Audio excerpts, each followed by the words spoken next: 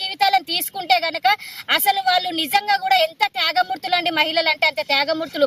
ఇంట్లో మనము ఎవరో ఒకరు చనిపోతేనే మనం ఎంతో బాధపడతాం, మన కుటుంబం కోసం చనిపోతేనే ఎంతో బాధపడతాం. అలాంటి ఒక రాష్ట్రం కోసం ఒక శ్రీకాంతాచారి చనిపోయినప్పుడు ఆ తల్లి కడుపు గోస అసలు ఎంత అండి. ఇంట్లో అసలు నిజం చెప్పాలంటే మహిళల పాత్ర ఉద్యమంలో చాలా అంటే చాలా అంటే చాలా గొప్పగా ఉందండి.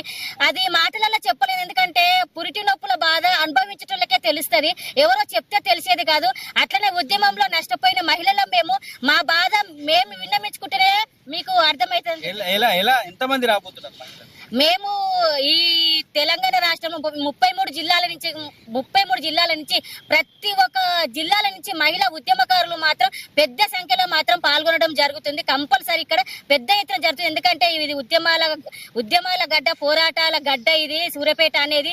ఇక్కడ ఏ ఉద్యమం అయినా కూడా ఇక్కడ చాక లైలమ్మతో మొదలు పెడితే, బెల్లి లలితక్కతో మొదలు పెడితే ప్రతి ఒక్క ఉద్యమం కూడా మహిళలు ముందుండి కార్యక్రమాలు నిర్వహించిన ఉద్యమాలు, పోరాటాలు ఎన్నో ఉన్నాయి. కాబట్టి మా మహిళా రాష్ట్ర వేదిక నుంచి కూడా మేము మా మహిళలందరినీ కూడా ఏకతాటికి తీసుకొచ్చి వాళ్ళని ఒప్పించి ఇప్పుడు మేము మహిళా వేదికలో ఉండి మేము ప్రతి జిల్లాలకు వెళ్ళి మహిళలను అమ్మ మన ఉద్యమంలో ఇంత నష్టపోయిన వాళ్ళు ఎవరు అని చెప్పేసి ఒకరొకరిని ఇట్లా సర్వే చేసి ఇట్లా మన గోస చెప్పుకోవడానికి ఒక సభ ఉన్నది.